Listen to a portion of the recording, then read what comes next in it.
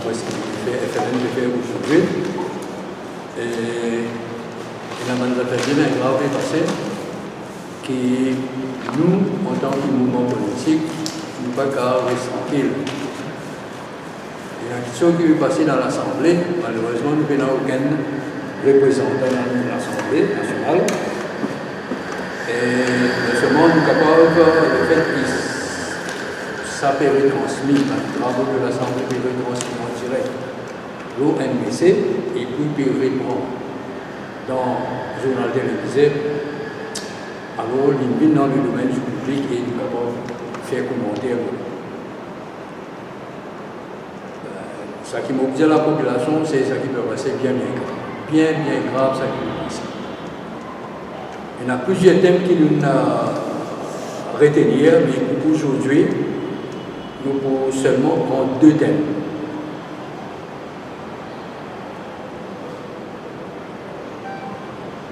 Le premier, c'est l'affaire de Mike Brass. Mike Brass, c'est un Mauricien, un skipper, qui, finalement, à Réunion, pour récupérer ce bateau. Ensuite, il est retourné et puis il est allé, il est arrêté là-bas. Alors, Mike Brass est arrêté dans la nuit du 10 au 11 novembre 2016. Il est arrêté avec quelques autres personnes et en possession d'héroïne.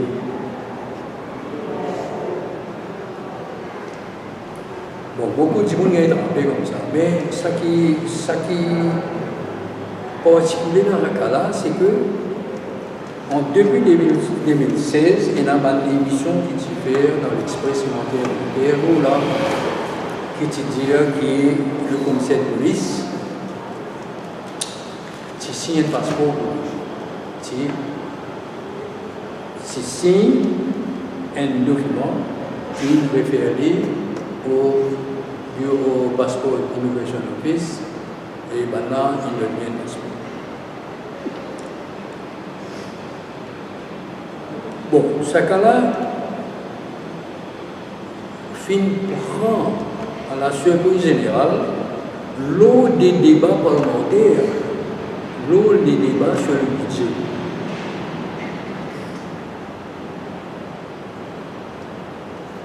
Qui peut n'en donner à faire avec le budget. C'est le ministre Manteau, Sir Anero Jagnat. Il explique comment le passeport a été délivré, etc. Mais finalement, il dit quelque chose qui surprend beaucoup de monde, c'est que quand les Tchigans sont frappés, Mike Brass tient clandestin. C'est-à-dire que Mike Brass n'a pas de passeport, n'a pas de impression de son passeport. Mais nous connaissons que la Réunion est bien stricte. La police des frontières est bien stricte. Pour un monde rentrer sans passeport, il est presque difficile pour rentrer ça. Alors c'est pourquoi nous avons cette question-là, l'UFLN, nous avons cette question-là tellement sérieuse, mais dire, nous pas doute des paroles du ministre Manteau, sur Anero Jagnat. Mais seulement, nous avons envie de vérifier les choses. Alors nous écrivons à l'ambassadeur, M. Emmanuel Bourré, nous demandons s'il est capable de nous un peu de détail le passeport de M. Brass. Parce qu'apparemment, plusieurs fois, il en a rien. Déjà, il a un passeport, ou bien plusieurs passeports, on ne pas connaître. Alors, nous nous demandons un détail sur le passeport. plusieurs passeports, numéro du passeport, date de délivrance, l'autorité qui délivre le passeport et la date d'expiration de chaque passeport.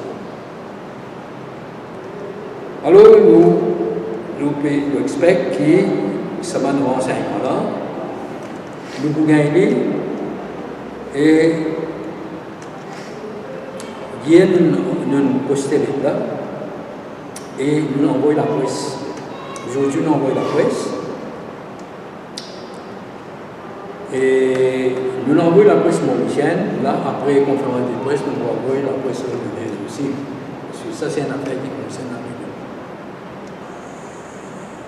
Il y a une affaire bien sérieuse, comment se connaît le trafic de drogue entre les îles Sœurs, entre Maurice et la Réunion. Et ça peut faire dégâts, peut faire ravage, beaucoup ravage dans la Réunion et dans Maurice.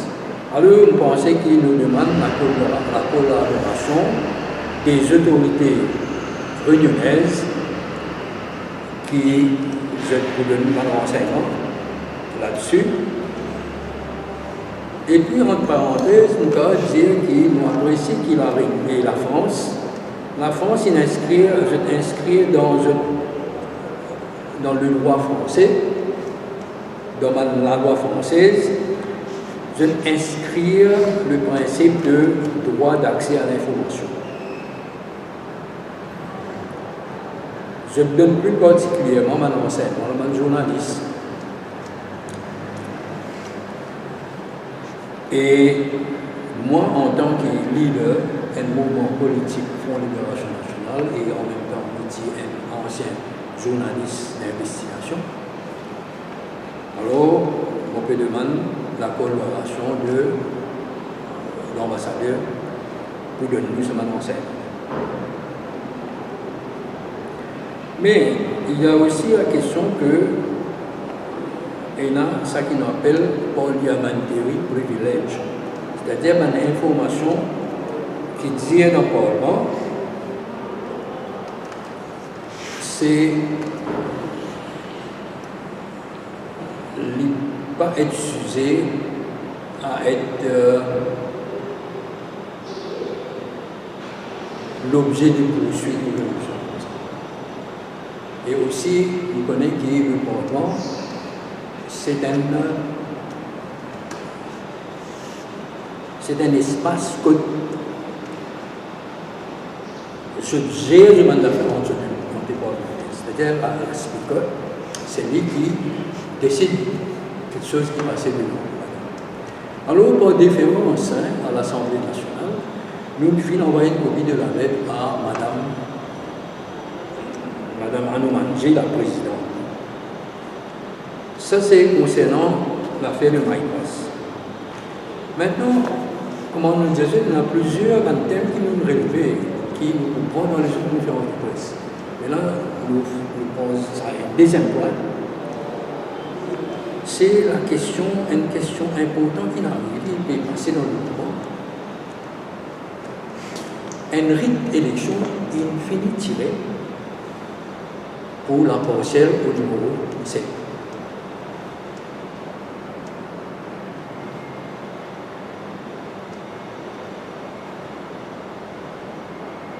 Mais entre-temps, le gouvernement, le ministre des Finances est présent dans le budget.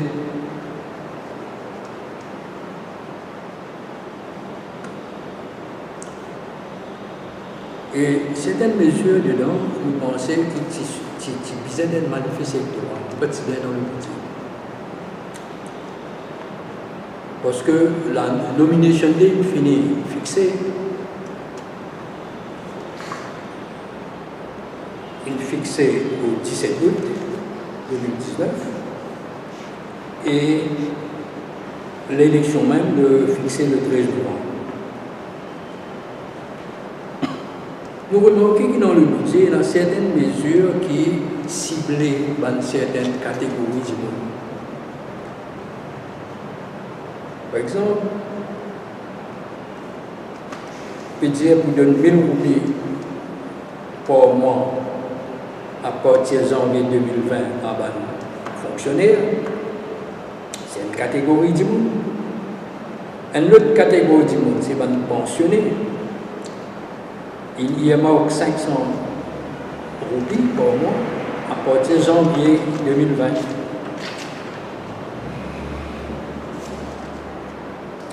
La question c'est si un budget, une fois un budget approuvé, c'est le même fonctionnaire, le pensionnaire, à partir du budget là, bon effet, mais non pas à partir de janvier.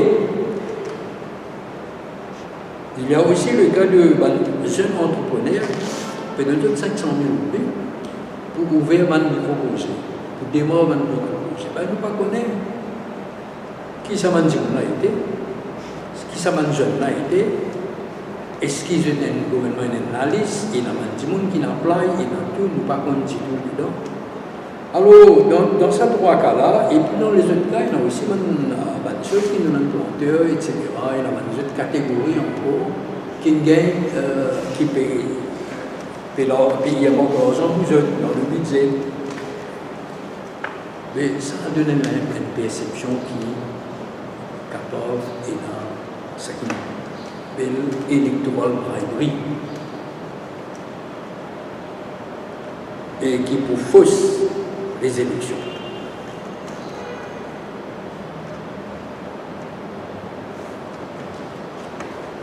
Alors, dans ce contexte-là, de l'élection prochaine, et aussi, nous connaissons que le 22 décembre, le Parlement pour cesse, c'est-à-dire la présente législature terminée, le 22 décembre, et dans ce contexte-là, il est capable d'avoir une perception, ou bien un risque de perception de électoral bribery et élection riggée. Pour cette raison, nous écrit le chairman de l'Electoral Supervisory Commission, M. Abdou-Latif.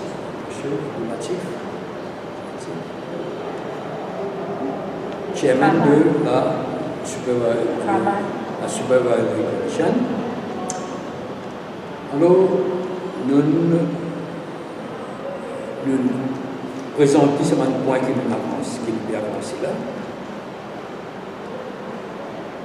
Il dit qu'étant donné qu'il a certains pouvoirs sur la Representation of People Act 1958,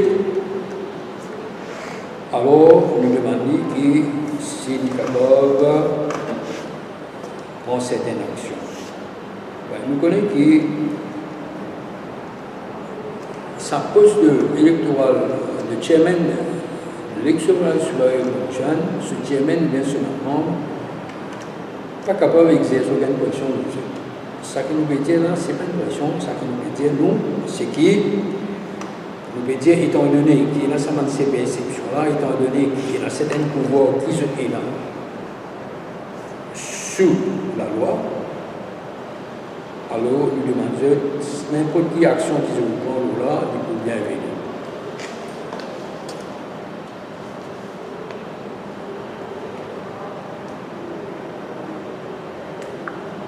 Et parce que ça, c'est une question qui concerne le public interest.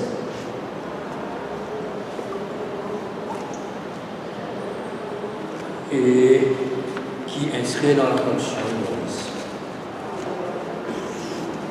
Maintenant, la lettre aussi qui nous vient nous poster, nous envoie l'ISC, Electoral Supervision. Nous copions cette lettre-là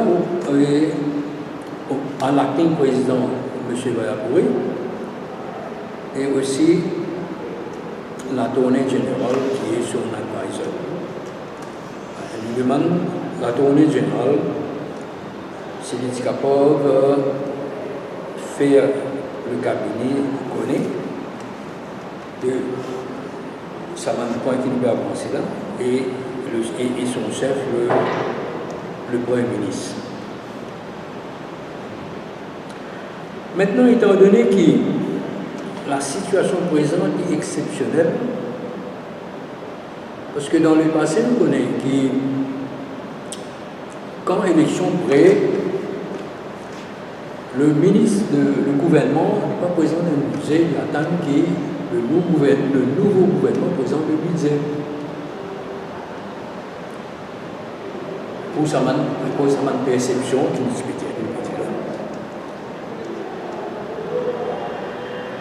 Et nous avons envoyé une copie, pour cette raison-là, nous avons envoyé une copie tout avec le chef juge de la Cour suprême. Nous sommes bien contents si le chef juge nous donne son point de vue sur la question. Si, as a matter of good governance and public policy, il parti préférable que le budget 2019-2020 présenté par le prochain gouvernement qui pourra élu dans les prochaines élections.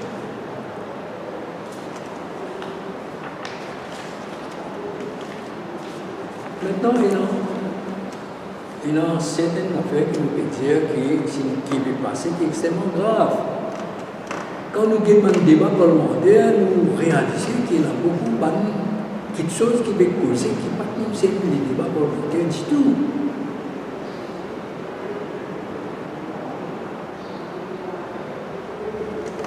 Nous, par exemple, il y a l'attaque, surtout de l'opposition, et qui, la speaker, pas fait rien, il laisse passer.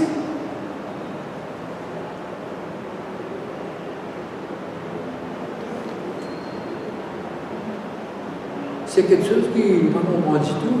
Comment la speaker est capable de laisser une attaque personnelle dans un membre de l'opposition, presque comme ça, sans qu'il y intervenir, sans qu'il y empêchement de cela arriver. Et ça, dans nous, l'opinion, dans le FLN, pensez que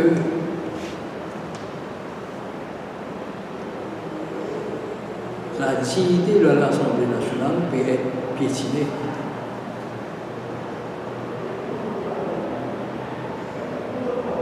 Et qui c'est aussi le grand parce que c'est la chambre du peuple. Alors, si vous avez on va nous dire l'Auguste Assemblée, si vous avez une certaine prestige, l'ordre précisant, mais vous pouvez que la speaker ne peut pas faire rien pour relayer le possible de l'Assemblée. Mon pasteur, M. Amika Badjan, et quand je connais les candidats pour le numéro 7, partiel numéro 7, il a quelque chose à ajouter au sacrifice. Monsieur, bonjour, madame, bonjour. Oui. Encore une fois, Rabbi Jannat, la dernière fois, Rabbi Jannat franchit la ligne rouge. Cette fois-là, il dérange le jeu démocratique, les règlements et traditions de fair play électoral. Il remplace pas le règlement du pays avec sa philosophie personnelle. Et dit en cela, pas mal élu lauréat, avocat double lauréat, l'avocat soi-disant, ténor du barreau. Comment même le porte-parole Ouri Ariram lui-même dire, Bobby Ariram lui-même dire, ce pays a dit je droit d'être appelé honorable. Et comment le leader, M. Ismaël Nasser, fait dire ça, il n'y a pas que les 1000 roupies aux fonctionnaires, 500 aux pensionnaires, 500 000 aux débitants, entrepreneurs. Il fait même aller jusqu'à annoncer provision, projet, sans qu'il y ait même provision financière pour exécuter ça, le projet-là. Par exemple, il faut étendre le métro express. C'est qui peut coûter encore 10 à 15 milliards. Si nous prenons tout ça, le projet qu'il y a annoncé là, le projet pour qui peine provision budgétaire, mais pour qu'ils en 100 milliards de roupies, comment le gouvernement prêter encore pour défoncer le plafond d'aide?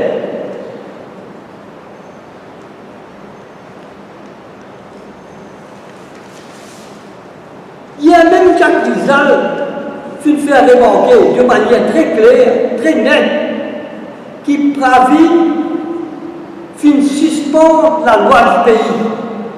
Le pays est en otage par Manélu. Moi-même, plusieurs fois, je faire remarquer qui pravine Jagnat en flagrant délit d'abus du pouvoir.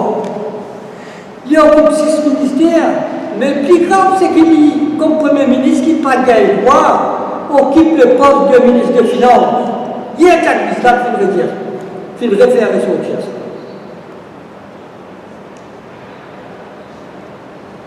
Donc, quand on dit que l'actualité politique, la sortie contre les règles du jeu, des coups en bavant qui pravinent Jagnat, fin de l'être pour diminuer l'opposition. Lui montrer qu'il annonce MSM, MMM, l'IOF. Sa sortie de Pravin Jagnat là, il jouait en faveur de Paul Béranger. Nous demandons que Paul Béranger saisit l'occasion, il prend ses responsabilités, il aille de l'avant avec une proposition qu'il nous fait antérieurement pour constituer une grande alliance. Afin qu'il nous reprenne le pays en main, qu'il nous mette un frein aux dérives autoritaires qui Pravin Jagnat peut amener. Nous pensons bien dans une telle grande alliance, disant qu'il y a un partage de pouvoir avec d'autres premiers ministres, comme Xavier Duval, Alan Ganou qui pour le moment peut montrer beaucoup de sagesse, et même avec un travailliste qui peut-être en distance avec le leader, moi Kamasitalin et autres, afin qu'il nous constitue la force pour capable de retirer le pays de l'otage qui est. Merci.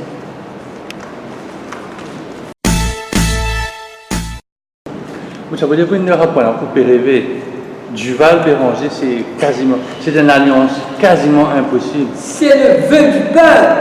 C'est où c'est ça qui dire, elle a une responsabilité de Paul Béranger comme leader, qui écoute la voix du peuple et non pas ici, il ne pourra pas vous dire ni vivre sauf philosophie personnelle. Ok? L'éclair est net depuis samedi, depuis quelques mois, il est tout seul. Il n'est pas d'un mode de faire d'alliance, qu'il y ait avec Travaillis, qu'il y soit avec PMSD, même pas Alan Ganou, c'est impossible. Oui, c'est quasiment impossible. Parce qu'ils vont sortir que le peuple parlait le leadership pas parlait qui travaille dans telle alliance. Tout à l'heure, tu disais que le gouvernement qui peut venir, ce n'est pas le gouvernement sur autant qui fait. Or, nous connaissons que l'élection à Raïdou, il passe un projet de loi qui représente le budget bien voté au plus tard l'année financière.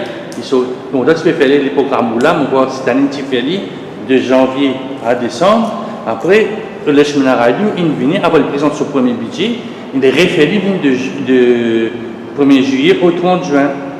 Donc, tout le temps pour une nationale élection en décembre, c'est-à-dire que je n'ai pas la possibilité de faire un budget, la bouche d'où mon peut critiquer là. Oui, je peux dire qu'il a bouche, la bouche. Mais un budget va quand même faire un budget là. Et puis un budget, c'est moi qui nous fait les non, ça quand on nous fait un budget. Après, quand nous faisons un budget, nous trouvons qu'au cours de l'année, comment le président il dit, il y a un projet qui mettait ce ban IMO la monnaie, à 5 millions pour la monnaie, prêter, fait grandement dépenses qui dit en dehors budget, si en dehors contrôle parlementaire. Un budget, nous sommes capables de faire vivre en plusieurs, pas laisser faire vivre. Non, pas laisser faire vivre. Non, mais la Constitution est déjà dit. Non, la Constitution est déjà dit. La Constitution est déjà dit. Et puis, si ce moment capable de faire pour droit, capable de faire avec l'évolution. Parce que là, il y a une affaire qui est importante, qui tout le monde peut réaliser. Si il y a la guerre entre l'Iran avec les États-Unis, là, ça prix de pétrole là, il flambé. Ah ben, est-ce qu'il y a un budget pour ça? Et est-ce qu'il y a une provision de budget, une contingency fund qui est là? Et là. Et vous trouvez que la guerre là peut finir. La guerre là peut finir. Comment ça va passer le terrain? Depuis le vrai team, je suis au terrain, ou bien je donne une position, tout le monde ne peut dire pas pour une élection, parce que je peux analyser entre le 13 novembre et le 22 décembre, il y a tellement peu de jours qui ne pas pour une même élection. C'est ça, nous pouvons dire qui, par exemple, il cause frais. Nous pouvons mettre tout le haut, bien sûr. L'Indien, pour une parcelle, l'Indien et la parcelle, nous pouvons être candidats. Nous pouvons faire du travail. Pas seulement dans l'arrivée, nous pouvons faire du travail à travers l'île. Seulement, nous sommes capables, avec la répression qu'il y a dans le mouvement, nous présentons un petit monde. C'est ça le problème. Si nous venons nous mettre 15 personnes assis là, après 2-3 mois, après un mois, 2 mois, vous trouvez que ça 15 ans, si vous même pas parler. Parce qu'il faut pas être répression comme ça. Ok? Alors, qu'est-ce que Et le point qui m'a dit là-dedans, Rabin Diatta qui essaye en bruit l'opposition. En même temps, il peut brûler le pays entier. Finalement, il ne peut pas remarquer qu'il peut en brûler lui-même. Ça date qu'il soit si là. Nous, nous pensons qu'ils ont mettre raisonnablement en août. Mais étant donné qu'ils mettent en novembre, mais comment on peut faire élection en novembre, comme dit, dans un mois, pour bien dissoudre l'Assemblée? Mais non, contre la raison, il peut embrouiller tout le pays, tout le monde. Ce n'est pas comme ça que la démocratie fonctionnait.